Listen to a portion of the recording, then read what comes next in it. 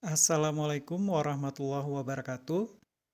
Teman-teman, hari ini kita mau nge-share tentang cara blocking uh, saat kita mengajar di kelas, ya.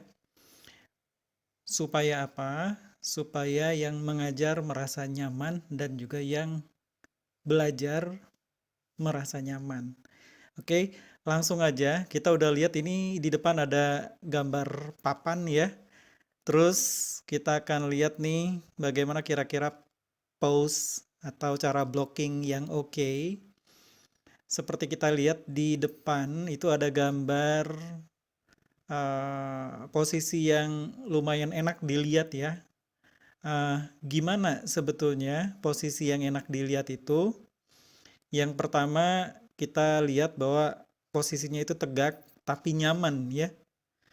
Dan yang paling penting itu kita harus merasakan bahwa bahu kita itu tidak kaku ketika berdiri tegak.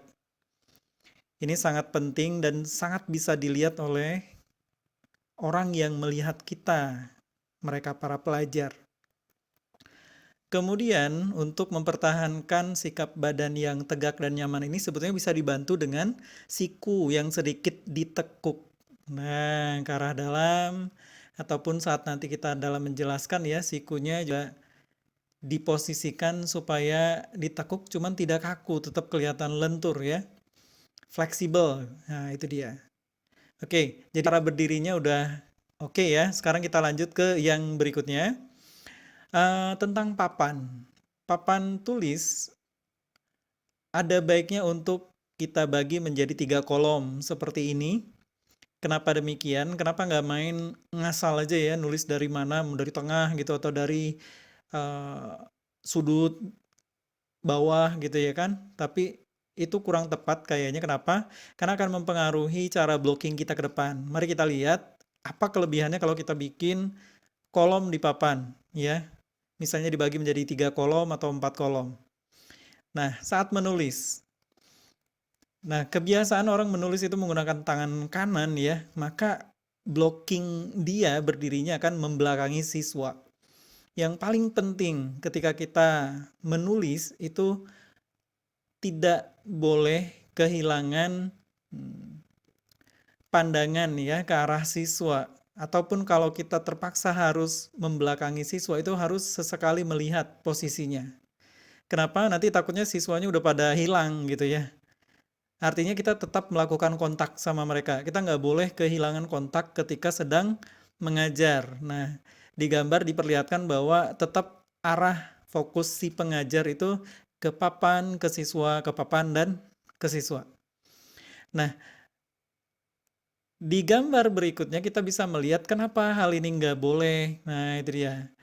Karena coba lihat posisinya adalah kita menutupi tulisan yang kita baru saja tulis di papan. Saat kita sudah maju ke kolom berikutnya, maka kita menutupi kolom yang sebelumnya kita tulis. Hal ini akan menutupi tulisan yang telah kita buat sebelumnya. Dan ini kurang baik karena akan mengganggu siapa saja mungkin siswa yang sedang menulis apa yang dianggap penting. Ada baiknya kita itu membalik badan seperti ini dan menulis terus ke kolom berikutnya dan ke kolom berikutnya tanpa menghalangi tulisan yang kita sudah buat di papan. Nah, sebetulnya yang perlu ditanamkan ke kepala kita adalah bagaimana kita peduli untuk membuat siswa tetap nyaman ketika kita mengajar. Maka tidak menghalangi tulisan kita sendiri di papan adalah salah satu hal penting dari keberhasilan kita membuat siswa nyaman dalam belajar. Nah, kemudian apalagi yang kita mau kasih tips berikutnya adalah, nah, saat kita mau menulis papan di bagian bawah, hindari posisi berjongkok ya. Hal tersebut benar-benar membuat siswa tidak nyaman. Belum tentu cara jongkok kita itu keren. Nah, mungkin juga yang harus dihindari adalah ketika posisi kita menulis sambil berlutut. Itu juga membuat para pelajar kurang nyaman ya. Kecuali mungkin kita punya penampilan yang sangat keren dan juga posisi kita itu tinggi. Jadi saat kita berlutut itu kelihatan lagi kayak orang ngelamar ya. Nah, tapi kalau keadaan kita nggak sekeren itu, maka hindari posisi berjongkok, membelakangi siswa, dan juga berlutut tadi. Solusinya bagaimana? Nah, kita bisa lihat posisi tangan sebetulnya tetap sama aja seperti yang di kiri tadi, tapi ini posisinya lebih keren ya. Bungkuk, sedikit membungkuk secara elegan, wajah kita menghadap ke siswa, dan yang paling penting dalam cara ini adalah bagaimana kita mempergunakan pergelangan tangan kita yang sebetulnya sudah diberikan keberkahan untuk bisa fleksibel. Maka cobalah untuk berlatih menulis dengan membungkuk dan mengarah ke siswa seperti ini. Sehingga kenyamanan menjadi terasa. Nah, itu dia. Selanjutnya, apalagi kita akan sampaikan? Kadang-kadang dalam mengajar kita butuh memberikan motivasi. Maka ada baiknya kita memiliki spot yang berbeda dengan yang mengajar. Karena waktu mengajar kita kan biasanya lebih dekat ke papan ya, terutama sangat menulis. Jadi ketika kita mau memberikan motivasi, ada baiknya jarak antara papan dan siswa itu dibagi dua, lalu kita berdiri di tengahnya. Nah, ini juga membuat suasana sedikit lebih berbeda.